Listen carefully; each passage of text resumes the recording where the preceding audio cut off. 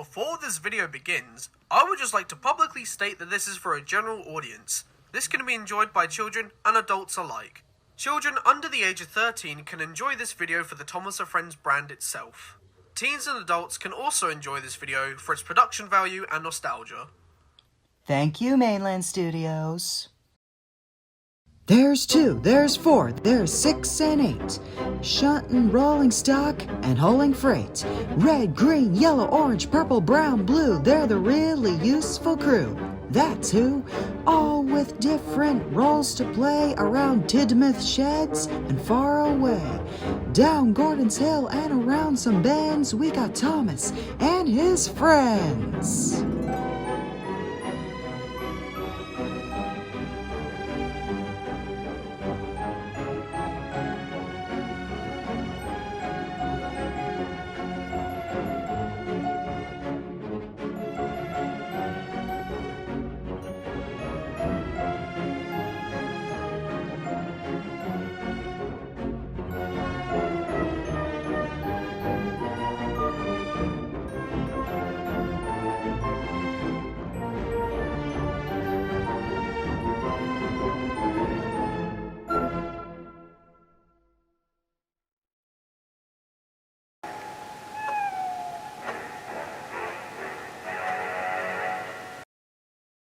A thick fog had rolled in on the island.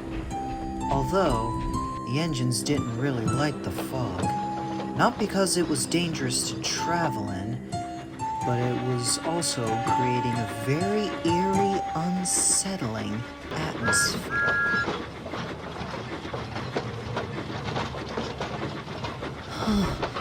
Fizzling fireboxes. I really don't like this fog. As for I, Thomas, but don't worry. According to my weather app, it says that the fog will clear up tomorrow. At the Farquhar branch, Cleo was just sleeping in her barn when she awoke to a splattering noise outside. Huh? What's that noise? Cleo turned on her self-auto drive system and went out to investigate. She couldn't really see what was out in the fog, but it did look frightening. Yeah, bullseye! Ah, good shot. Oh no, goblins! Ghost train! Oh, time to go. Ghost train? Where? Just then, Ruth came out to see the commotion. Percy? Cleo? What's going on out here? She investigated the barn, only to find nasty egg splatters on it. Percy looked disgusted as well, but carried on with his work. But before he went to sleep, he told the Farquhar folks about it. Oh dear, looks like Cleo had a nasty encounter from teenagers. Teenagers? What are they? Teenagers. You know there's children and adults? Well, there's an age group that fits between them. Those are teenagers. Toby and I had a nasty encounter from them once. They were about to paint on us. Grace and Isle. I do hope those teenagers get what's coming to them.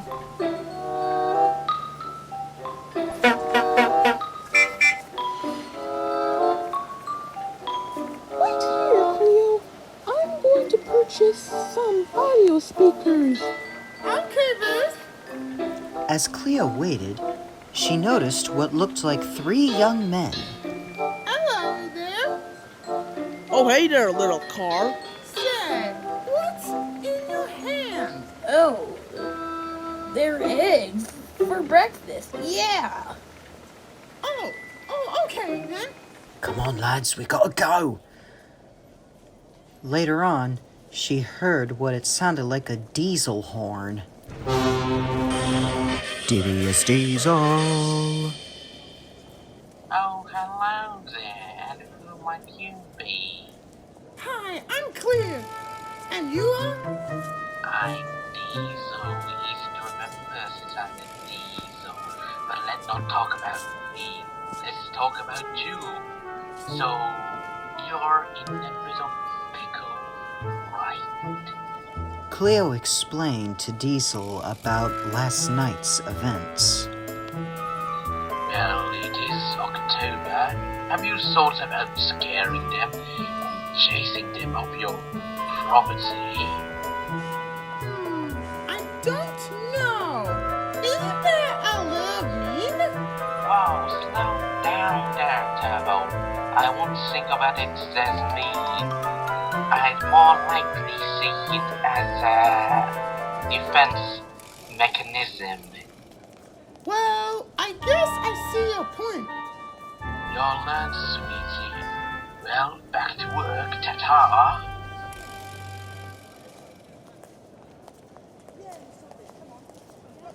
I'm back. Let's head on home. So off Ruth and Cleo went. But when they got back, history began to repeat. Oh no, not those teenagers again. Cleo thought about the word teenagers, but then she remembered those 3 boys with the eggs in their hands. Those must be the teenagers, she thought to herself. But then she also remembered what Diesel said about scaring them and chasing them. There's only one thing I do. I have to scare off those teenagers. Eventually, nighttime came. It was a little dark, and right now, all the teenagers were separated. One of them, the stout one, was just taking a little stroll. Bad. Just as fun as last night, and... Just then, he heard what it sounded like a song from a radio. It was coming from Cleo, who was just happily dancing along to it. Come on and talk to me. Lovey-dovey one. Come on and sit on my knee. She remained awfully quiet while the song was playing. Of course, she was waiting at the right time to pounce. Oh, you're that... Was that your barn? But Cleo didn't reply. Hey, you're not bad, are you?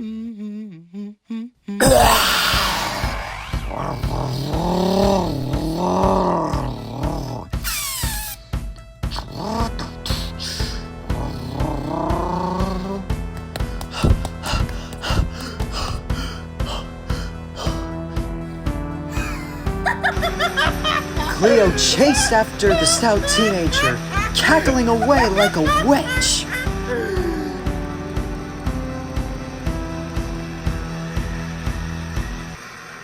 Eventually, she cornered him in an alley.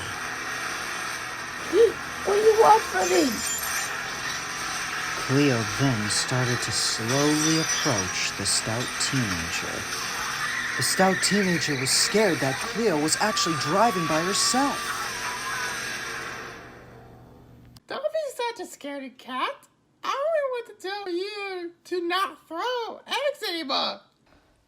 And with that, Cleo backed down, leaving a pale-faced teenager. The leader was just loitering with a bike when he saw the stout teenager panicking. Ghost car! Ghost car! The heck's he going on about? No matter. He was just starting to ride on his bike when he felt like he was being followed.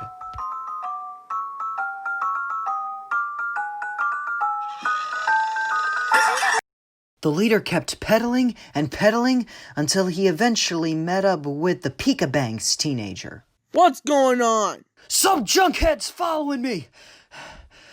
I just hope he comes here!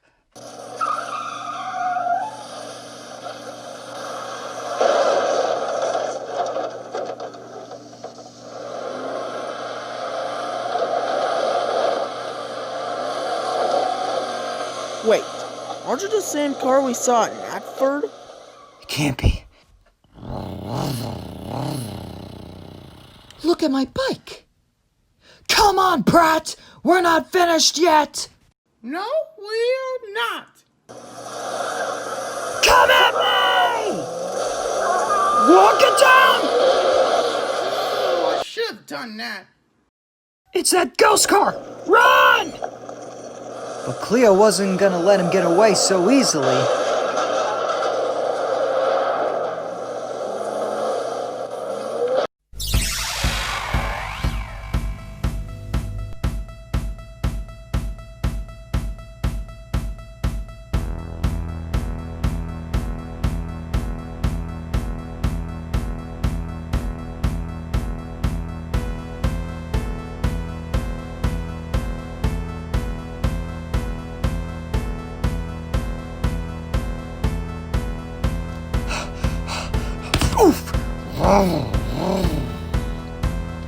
Cleo figured that she's scared enough, so then she headed off for home.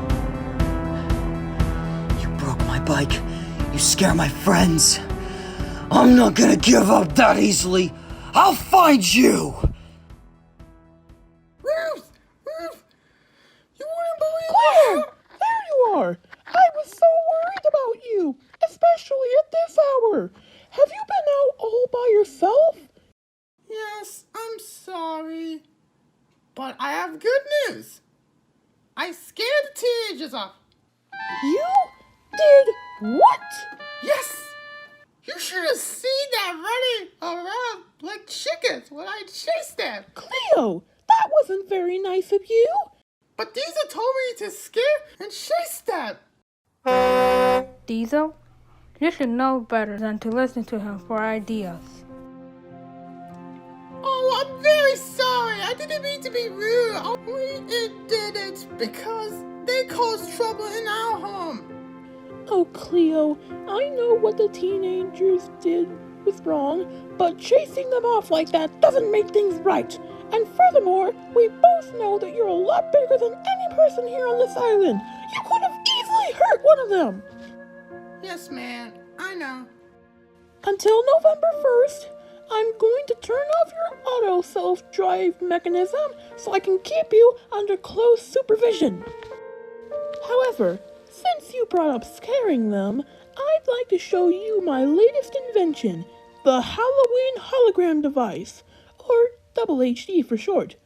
This contraption makes holograms of monsters with sounds, like werewolf, Bigfoot, Frankenstein's monster, vampire. Ooh, what about a monster? Ooh, good choice. With some strobe lights, we'll definitely scare them if they dare to return. And sure enough, they did later that night. Are you ready? What about the ghost car? It's just a dumb vehicle! Now here's the plan. This time, we mummify the trees, and then we break into that barn, and we smash that car to 1,000,000 pieces! Hey, who's that? Somebody help me! Gotcha! Stop right there, criminal scum! Hello, hello, hello? Are these the boys, ma'am? Yes, officer. Those boys were egging our barn. All right, lads, you're coming with me, and your parents will hear about this too.